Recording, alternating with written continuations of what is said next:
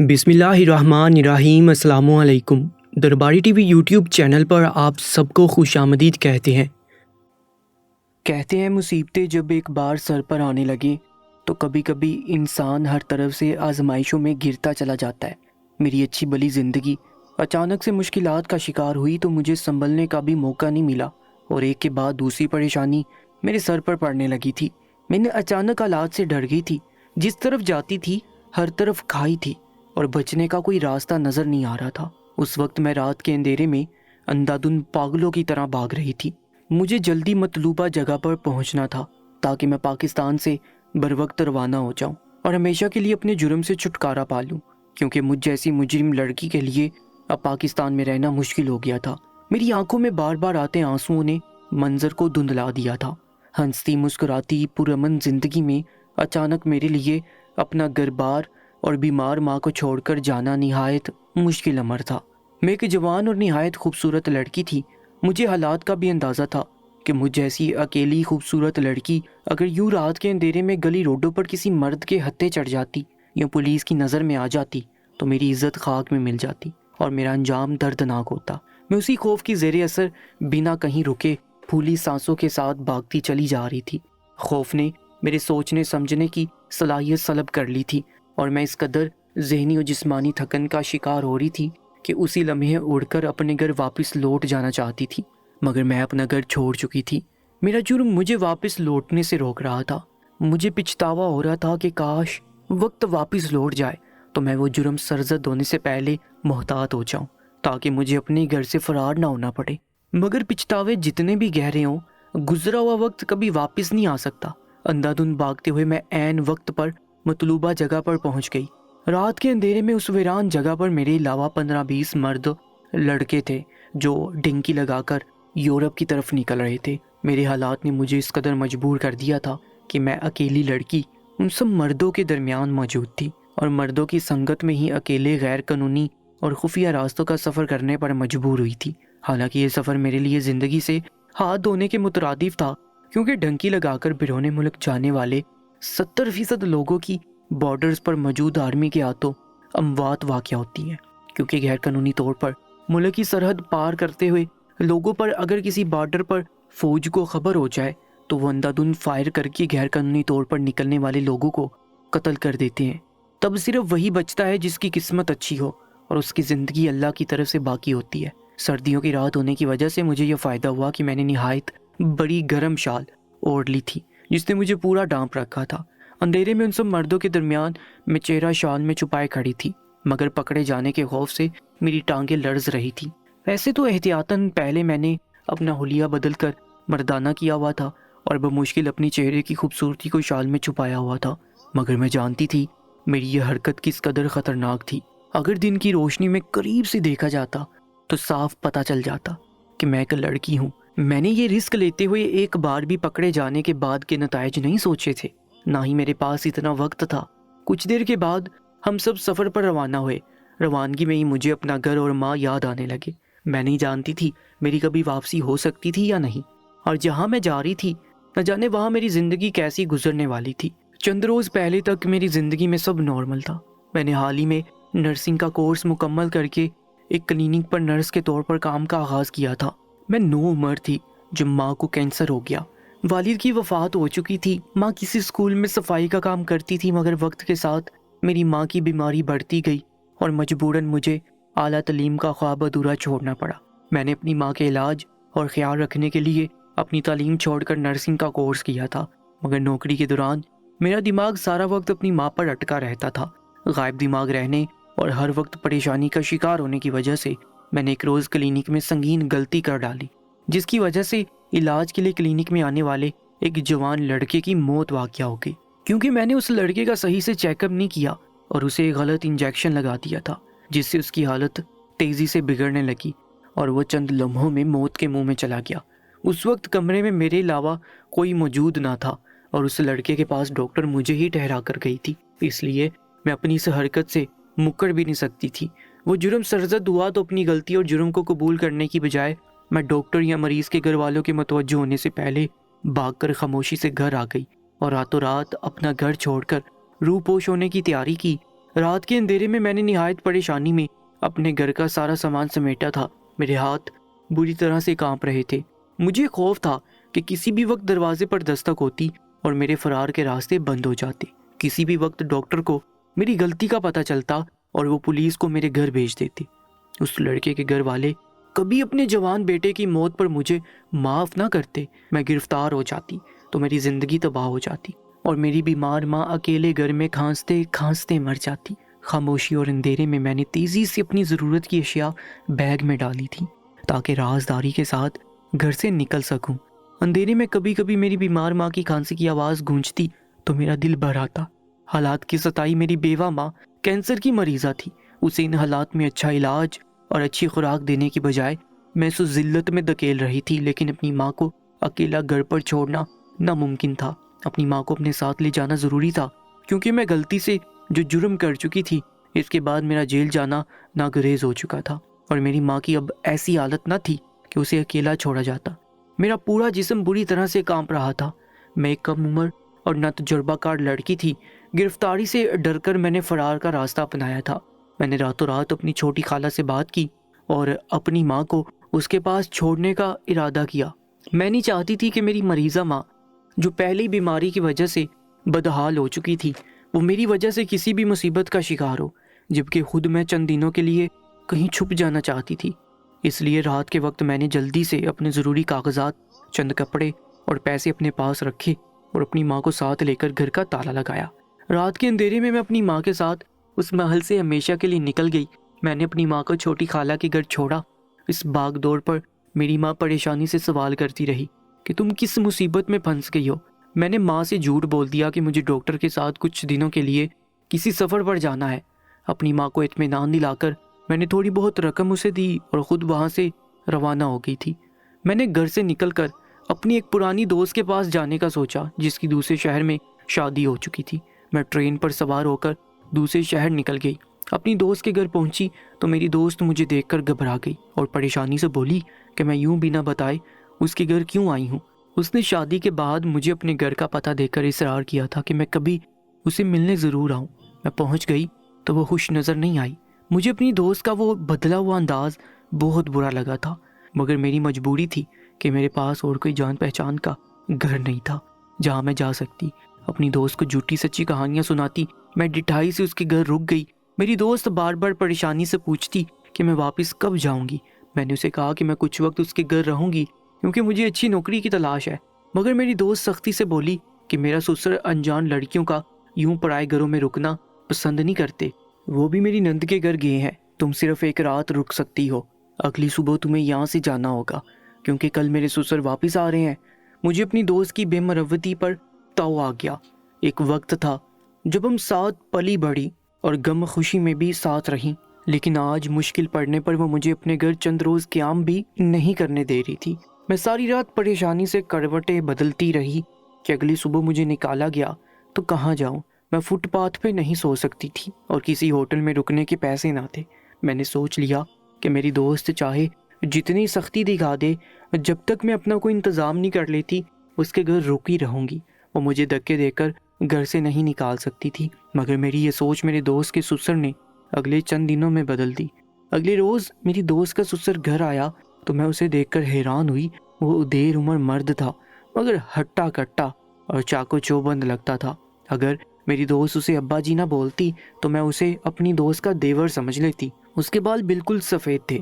وہ میری دوست سے بہت نرم لہجے میں بات کر رہا تھا۔ اس کا لہجہ اور رویہ دیکھ کر مجھے دھارس ہوئی کہ وہ مجھے گھر سے نہیں نکالے گا۔ ہمارا سامنا ہوا تو وہ مجھے دیکھ کر ٹھٹک گیا اور میری دوست کو بلا کر پوچھنے لگا کہ یہ لڑکی کون ہے اور ہمارے گھر کیا کر رہی ہے۔ میری دوست بری طرح پریشان ہوگی اور گر گرا کر بولی کہ یہ میری جاننے والی ہے، ایک رات رکنے کے لیے آئی تھی، آج واپس لوٹ جائے گی۔ میری دوست کی بات پر وہ بوڑھا سر ہلا کر مجھے دیکھنے لگا۔ مجھے اپنی دوست پر شدید غصہ آیا۔ اس کا سسر بالکل سخت مزاج نہیں لگ رہا تھا۔ اس نے مجھ سے جانے کی بات بھی نہیں کی تھی، مگر میری دوست بڑھ چڑھ کر بولتی مجھے ہر حال میں گھر سے نکالنے کی کوشش میں تھی۔ میں نے اسی وقت اس کے سسر کے سامنے بول دیا کہ میرا ارادہ بدل گیا ہے، مجھے یہاں نوکری کی تلاش کرنی ہے اور جب تک نوکری نہیں مل جاتی مجھے رہائش کی اشد ضرورت ہے۔ میری دوست کے سسر نے یہ سن کر مجھے کھلے دل سے اپنے گھر رہنے کی اجازت دی تھی۔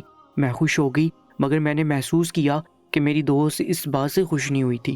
وہ عجیب نظروں سے مجھے دیکھنے لگی، شاید اسے میرے حسن سے ڈر لگنے لگا تھا۔ میں نے اسے زیادہ توجہ نہیں دی، لیکن چند دنوں میں میرے ہوش اڑ گئے اور مجھے اپنی دوست کے رویے کی سمجھ آ گئی۔ جو میری دوست کا سسر میرے ساتھ فری ہونے کی کوشش کرنے لگا، وہ اکیلے میں بات کرنے کے بہانے میرے سر پر سوار رہتا اور تسلی دینے کے بہانے کبھی میرے ہاتھ پکڑ لیتا، کبھی بیٹی بول کر گلے لگانے کی کوشش کرتا۔ میں اس کی حرکتوں سے پریشان ہوئی۔ جب دوست سے بات کی کہ وہ اپنے سسر کو سمجھائے تو میری دوست نے الٹا مجھ پر طنز کیا اور بولی کہ وہی سب ہو رہا ہے جو تم چاہتی تھی، تو اب کیا پریشانی ہے۔ میری دوست بالکل اجنبی بن گئی۔ میں حالات کی ستائی ہوئی تھی، اس لیے اپنی دوست کی کڑوی باتیں پی گئی۔ مگر ایک رات حد ہو گئی جب میری دوست کا سسر رات کے دوسرے پہر خاموشی سے میرے کمرے میں داخل ہوا اور کمرہ بند کر دیا۔ میں نیند میں تھی، مگر میری حساس سماعت نے دروازے کا کھلنا اور بند کرنا محسوس کر لیا تھا۔ میں جاگی تو وہ بوڑھا میرے سر پر پہنچ چکا تھا۔ میں نے چیخنے کی کوشش کی، مگر اس نے میرے منہ پر ہاتھ رکھ کر میری آواز دبا دی۔ اس نے میرے ساتھ زبردستی کرنے کی کوشش کی، اور جب میں نے احتجاج کیا تو وہ بولا کہ اس دنیا میں کچھ بھی مفت نہیں ملتا۔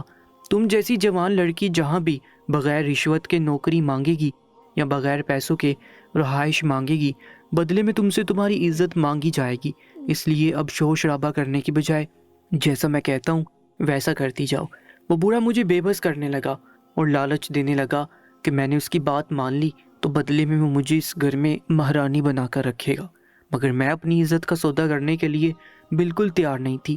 اس بوڑھے کی باتیں اور مطالبات میرے اندر خوف اور شرمندگی بڑھ گئے۔ وہ نہایت بدکار مرد تھا۔ میں نے بچاؤ کے لیے نظر دوڑائی تو مجھے ساتھ میز پر پڑا شیشے کا باری جگ نظر آیا۔ میں نے وہی جگ اٹھا کر خود پر جھکے اس بوڑھے کے سر پر پوری قوت سے دے مارا۔ جگ ٹوٹ کر کشتیوں میں بدلتا اس بوڑھے کو زخمی کر گیا۔ وہ خون سے لت پت ایک طرف کو گر گیا۔ نہ جانے وہ بوڑھا زندہ بھی تھا یا نہیں، مجھ میں اسے چیک کرنے کی ہمت نہیں ہوئی۔ میں خوف سے رونے لگی۔ ایک کے بعد دوسرا جرم سرزد ہو رہا تھا اور ایسا لگتا تھا ہر جگہ میری پکڑ ہو رہی تھی۔ میں نے جلدی سے اپنا سامان اٹھایا اور اس گھر سے بھی نکل آئی۔ میں اندھا دھند بھاگتی جا رہی تھی جب مجھے ایک دربار نظر آیا۔ میں چادر میں چھپی اس دربار پر بیٹھ گئی۔ میں نے ایک پورا دن دربار پر گزارا، لنگڑ کھا کر پیٹ بھرا اور ایک طرف درخت کے سائے میں سو گئی۔ مگر اگلی صبح اچانک دربار میں بھگدڑ مچ گئی۔ میں ہڑبڑا کر جاگی، دیکھا تو دربار میں پولیس پھیلی ہوئی تھی اور سب لوگوں کو چیک کر رہی تھی۔ میں خوف سے ساکن ہوگی۔ مجھے لگا کہ وہ پولیس میرے لیے وہاں آئی ہے۔ میں اٹھ کر وہاں سے بھاگ جانا چاہتی تھی، مگر میرے لیے حرکت کرنا مشکل ہو گیا۔ میرا جسم بے جان ہونے لگا، اور اس سے پہلے کہ میں بے جان ہو کر وہیں گر جاتی، اچانک ایک مجمع میں سے عورت کے چیخنے کی آوازیں آنے لگی۔ میں نے اٹھ کر ڈرتے ڈرتے مجمع میں جھانکا تو ایک عورت کو پولیس والے پکڑ کر ذلیل کر رہے تھے اور اس کی چادر بھی چھین لی گئی تھی۔ پھر دیکھتے دیکھتے مجمع چھٹا اور پولیس والے اس عورت کو گھسیٹتے ہوئے وہاں سے لے جانے لگے۔ صدمے سے اپنی جگہ جمی ہوئی تھی۔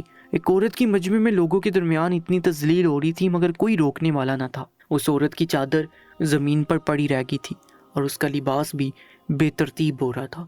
میں خفت و افسوس سے کھڑی ہوئی تھی، تبھی لوگوں کے تبصرے سن کر مجھے جھٹکا لگا۔ لوگ اس عورت کو لعن طعن کر رہے تھے، بتا رہے تھے کہ وہ بچے اغوا کر کے ان بچوں کے پیٹ کاٹتی تھی، ان کے پیٹ میں نشہ آور سفید صفوف کے پیکٹ چھپا کر ڈرگ سمگلنگ کرتی تھی، اور جب ڈرگ بیچ دیتی تو وہ لوگ بچے کے پیٹ سے اپنا سامان نکال کر اسے پھینک دیتے۔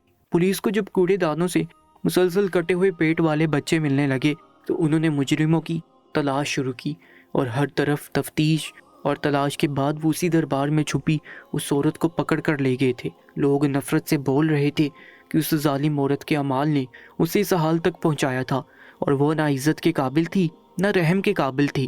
میں یہ سن کر ڈر گئی۔ میں بھی 2 قتل کر چکی تھی۔ مجھے یقین تھا میرا بھی وہی انجام ہونے والا تھا۔ مجھے بھی بغیر پردہ اور حجاب کے یوں سڑکوں پر گھسیٹا جاتا، اور لوگ میرے جرم پر مجھ سے نفرت کرتے۔ میں خوف سے بے حال ہوگی۔ کوئی میرا مددگار نہ تھا۔ گھر چھوڑ کر آئی تھی، مگر اب کوئی محفوظ پناہ نہیں مل رہی تھی۔ میرا کسی محفوظ جگہ پہنچنا ضروری ہو گیا تھا۔ اس دربار سے نکلی اور پیدل چلنے لگی۔ تھکاوٹ میرے وجود میں پوری طرح پھیل چکی تھی۔ میں پھر سے نئے ٹھکانے کی طرف بڑھ رہی تھی جو مجھے رات کے اندھیرے میں کسی ویران جگہ پر کوئی زخمی شخص ملا۔ پہلے تو میں نے اسے نظر انداز کرنے کا سوچا، مگر میرا پیشہ مجھے ایک زخمی کو وہیں چھوڑ کر جانے کی اجازت نہیں دے رہا تھا۔ حالانکہ میرے ہاتھوں ایک لڑکے کی موت ہو چکی تھی اور ایک بوڑھے کو میں خود زخمی کرائی تھی، مگر میں سچ جانتی تھی کہ دونوں بار میرا ویسا ارادہ بالکل نہیں تھا۔ میں نے اس شخص کو فوری طبی امداد دی اور اس کا خون روکنے کا انتظام کیا۔ وہ ہوش میں تھا۔ میری مدد پر اس نے بتایا کہ اس کی گاڑی میں مرہم پٹی کا سامان رکھا ہے۔ میں نے جلدی سے اس کی گاڑی سے سامان نکالا اور اس کی مرہم پٹی کرنے لگی۔ کچھ سنبھل کر وہ مرد اپنی گاڑی میں بیٹھا اور درد کی دوا کھا کر آرام کرنے لگا۔ مجھے وہ اچھا انسان لگا۔ میں بھی پناہ کی تلاش میں تھی۔ اس کی گاڑی میں سمٹ کر ایک طرف بیٹھ گئی۔ اگلے روز وہ شخص تھوڑا سا بہتر ہوا تو اس نے بتایا کہ وہ ڈکیتی کرنے والوں کی گولی کا نشانہ بنا اور ڈاکو پولیس کے خوف سے اسے چھوڑ کر بھاگ گئے۔ جان بچانے پر اس نے میرا شکریہ ادا کیا اور مجھ سے میرے بارے میں پوچھا۔ میں نے اسے خود پر گزری آفات مختصر الفاظ میں بتائیں اور اس سے مدد کی درخواست کی تو اس نے کہا کہ وہ مجھے ملک سے باہر بھیجنے کا انتظام کر سکتا ہے۔ میں اس کی بات سن کر پرجوش ہو گئی۔ میرے پاس اب اور کوئی چارہ نہ تھا۔ بہتر تھا کہ میں ملک سے باہر چلی جاتی۔ تب اس شخص نے مجھے ڈھنکی لگا کر جانے کا ایک طریقہ بتایا، کیونکہ جلدی میں پاسپورٹ ویزے کا انتظام مشکل تھا۔ اس نے مجھ سے کہا کہ وہ اپنے ایک دوست سے میری بات کرے گا۔ اس کا دوست ڈھنکی لگا کر دوسرے ممالک میں لوگوں کو بھیجنے کا کام کرتا تھا۔ اس مرد نے مجھے چند دن پناہ دی اور اپنی جان بچانے کا احساس چکانے کے لیے اس شخص نے مجھے ڈھنکی لگا کر یورپ بھیجنے کا انتظام کروایا۔ اسی مرد نے مجھے مشورہ دیا کہ تم اپنا حلیہ بدل لو، کیونکہ ڈھنکی لگا کر جانے والے تمام مردوں میں شاید تم اکیلی لڑکی ہوگی تو تمہارے لیے بہت سی مشکلات پیدا ہو سکتی ہیں۔ اس نے مجھے ایک جگہ کا پتہ دے کر روانہ کر دیا۔ میں نے اس کی مدد سے اپنا حلیہ بدلا اور رات کے اندھیرے میں مطلوبہ جگہ پر پہنچ گئی۔ رات کی تاریکی چھائی ہوئی تھی۔ جب ہم روانہ ہوئے میں سب مردوں کے درمیان موجود تھی۔ ہم پاکستان سے نکل کر افغانستان بارڈر پر پہنچے تو افغانیوں نے ہمیں پکڑ لیا۔ میری قسمت اتنی بری تھی کہ میں پہلے ہی بارڈر پر پکڑی گئی تھی۔ باقی سب کو تو شاید اتنا خوف نہ تھا، مگر میں ڈر گئی کہ اب تمام مردوں کے درمیان میرا بانڈا پھوٹ جاتا کہ میں ایک لڑکی ہوں، اور میرا خوف اگلے چند لمحات میں ہی حقیقت میں بدل گیا۔ ان افغانیوں نے ہمارے سامان کی تلاشی لینا شروع کی اور جس کے پاس بھی کوئی نقد رقم یا پھر کھانے پینے کی اشیاء تھیں وہ ساری ان افغانیوں نے اپنے قبضے میں لے لی۔ زلزلوں کے مسلسل شدید جھٹکوں نے افغانستان میں صرف بے گھری اور مواد کی شرح نہیں بڑھائی تھی، بلکہ بھوک افلاس بھی پھیلا رکھی تھی۔ مجھے اندازہ نہیں ہو پایا کہ وہ افغانی مجبور ہو کر یہ کام کر رہے تھے یا ہمیشہ یہی حرکت کرتے تھے۔ انہیں دیکھ کر مجھے خوف آ رہا تھا۔ وہ اونچے چوڑے نہایت کرخت چہروں والے پٹھان تھے جو شکل سے ہی بڑے سنجیدہ اور خطرناک لگ رہے تھے۔ انہوں نے کسی کی التجاؤں یا فریادوں پر کان نہیں دے رہے اور ہم سب سے سارا سامان چھین کر ہمیں ایک طرف باندھ کر بیٹھا لیا۔ مگر تب ایک افغانی کی نظر مجھ پر پڑ گئی۔ وہ ٹھٹک گیا۔ تب دن کی روشنی تھوڑی بہت پھیل رہی تھی۔ میں شال میں چھپی ہوئی تھی، مگر میرا انداز سب سے الگ تھا اور میرے قد کاٹ کی وجہ سے اس افغانی نے مجھے شک سے دیکھا اور ایک دم سب کے درمیان سے مجھے کھینچ کر الگ کرتے ہوئے اس نے میرے چہرے سے شال ہٹائی اور ایک لڑکی کو دیکھ کر چونک گیا۔ میں بری طرح گھبرا گئی۔ مجھے یقین نہیں آ رہا تھا کہ میرے ساتھ موجود مردوں نے مجھے نہیں پہچانا تھا، مگر وہ افغانی پٹھان مجھے پہچان چکا تھا کہ میں ایک لڑکی ہوں۔ وہ مجھے زبردستی اپنے ساتھ لے جانے لگا اور اپنے باقی ساتھیوں سے بولا کہ مجھے اس بندے کی ضرورت ہے، میں اسے اپنے ساتھ اپنے کیمپ میں رکھوں گا، باقی سب کا معاملہ تم سب جانو۔ باقی پٹھانوں کو چھوڑ کر وہ مجھے کھینچتا ہوا اپنے ساتھ لے گیا۔ میں نے جب چیختے ہوئے خود کو چھڑوانے کی کوشش کی تو اس نے مجھے سختی سے گھورتے ہوئے پشتون لب و لہجے والی اردو بولتے ہوئے کہا کہ میں جانتا ہوں کہ تم ایک لڑکی ہو، اگر تم نے یہاں شور مچایا تو تم ان سب مردوں کی ہوس کا نشانہ بنو گی اور تمہاری عزت سب کے ہاتھوں پر مال ہو جائے گی۔ لیکن اگر تم ایسا نہیں چاہتی تو خاموشی سے میرے ساتھ چلو، میں تمہیں تکلیف نہیں دوں گا اور میری ضرورت پوری ہوتے ہی میں تمہیں آزاد کر دوں گا۔ میں اس کی بات پر بے بسی سے خاموش ہو گئی۔ میں جان چکی تھی کہ اس کی نیت مجھ پر خراب ہو چکی ہے، اور یہ بات بھی ٹھیک تھی کہ اگر میں شور شرابہ کرتی تو باقی سب کو بھی اندازہ ہو جاتا کہ میں ایک لڑکی ہوں۔ اگر وہ مجھے چھوڑ بھی دیتے تو باقی سفر میرے لیے ان مردوں کے درمیان رہنا مشکل ہو جاتا۔ اس لیے میں مجبوراً سر جھکا کر اس پٹھان کے ساتھ چل پڑی۔ مجھے اپنی بدقسمتی پر رونا آ رہا تھا۔ میں نے اپنے دوست کے سسر کو اپنی عزت بچانے کی خاطر زخمی کیا تھا، اور شاید وہ بوڑھا تب مر بھی چکا تھا، مگر اس دوسرے انجان ملک میں خود اپنی عزت دوسرے مرد کو سونپنے کے لیے جا رہی تھی۔ میں خود کو تسلی دینے لگی کہ مجبوری میں ایسا ہو رہا ہے تو یہ گناہ نہیں ہوگا۔ میں مزید اپنے بچاؤ کے لیے کوئی جرم نہیں کر سکتی تھی، اور نہ ہی مجھ میں اتنی ہمت بچی تھی۔ مجھے یقین تھا کہ وہ پٹھان مرد میری زیادہ تذلیل نہیں کرے گا اور باقی مردوں سے مجھے بچائے گا۔ مگر جب میں اس کے کیمپ میں داخل ہوئی، سامنے کا منظر دیکھ کر رک گئی۔ مجھے تو لگا تھا کہ اس کیمپ میں ہم دو کے علاوہ کوئی موجود نہ ہوگا، مگر میری بات غلط تھی۔ مجھ سے پہلے وہاں پر 3 لوگ موجود تھے۔ اس پٹھان مرد نے مجھ سے جو بات کی وہ سن کر مجھے جھٹکا لگا اور میں خوف سے کانپنے لگی۔ میں نے اسے صاف انکار کرنا چاہا اور اس سے منتیں کرنے لگی کہ وہ مجھے وہاں سے جانے دے۔ میں اس کی خواہش کو پورا نہیں کر سکتی۔ میرا پورا وجود خوف سے لرز اٹھا تھا، مگر وہ پٹھان مجھے آزاد کرنے کو تیار نہ ہوا اور غصے سے بولا کہ اگر تم نے میری بات نہ مانی تو مجھے زبردستی کرنا ہی پڑے گی۔ میں بری طرح رونے لگی اور اس کی منتیں کرنے لگی۔ مجھے اپنا بھیانک انجام نظر آ رہا تھا، مگر وہ اپنی بات سے پیچھے ہٹنے کو تیار نہیں ہوا۔ اس افغانی کے مجبور کرنے پر مجھے اس کی بات ماننا پڑی، مگر اگلے چند گھنٹوں میں جو کچھ ہوا وہ میری روح فنا کر گیا اور میں خوف سے بے ہوش ہو گئی۔ میں ذہنی اور جسمانی طور پر بہت تھک چکی تھی۔ مجھے ہوش آیا تو میں اس کیمپ میں اکیلی تھی۔ میں پھوٹ پھوٹ کر رونے لگی۔ میں مسلسل مشکل میں پھنس رہی تھی اور آزمائش تھی کہ ختم ہونے کا نام نہیں لے رہی تھی۔ بدقسمتی نے میرا راستہ دیکھ لیا تھا۔ میں اتنی تھک گئی کہ اٹھ کر اپنی جان لینے کی کوشش کرنے لگی، مگر اسی وقت وہ افغانی مرد کیمپ میں داخل ہوا۔ اس کی سرخ آنکھیں دیکھ کر میں خوف سے کانپ گئی اور اس کے پیروں میں گر کر گھڑگھڑانے لگی اور اپنی غلطی کے لیے معافیاں مانگنے لگی۔ مجھے لگا وہ ابھی مجھے مار ڈالے گا، مگر اس کے الفاظ نے مجھے ساکت کر دیا۔ وہ بولا کہ تمہاری کوئی غلطی نہیں ہے اور نہ ہی تمہیں کوئی سزا ملے گی۔ رات تم نے میری جو مدد کی میں اس کے لیے تمہارا شکریہ ادا کرنے آیا ہوں۔ میں حیرت سے گنگ اس مرد کی صورت دیکھ رہی تھی۔ 1 رات پہلے مجھے کیمپ میں لا کر اس نے مدد مانگی تھی۔ اس کی بیوی ماں بننے والی تھی اور زلزلوں میں ان کا گھر تباہ ہو چکا تھا۔ اس کی بیوی زخمی حالت میں پڑی تھی اور 2 معصوم بیٹیاں سہمی ہوئی سی بیٹھی تھی۔ وہ مرد چاہتا تھا کہ میں اس کی بیوی کی مدد کروں۔ عام حالات میں ان کے لیے ڈاکٹر کی تلاش مشکل نہ تھی، مگر ملک میں پھیلی تباہی نے سب کو بکھلا کر رکھ دیا تھا۔ میں خوفزدہ ہوگی۔ میں اب کسی مریض کو ہاتھ لگانے سے ہی ڈر گئی۔ مجھے یقین تھا اس عورت کا نقصان کر بیٹھوں گی، مگر وہ مرد بضد رہا۔ وہ نہیں جانتا تھا میں نرس ہوں، مگر مجبوری میں میری مدد مانگ رہا تھا۔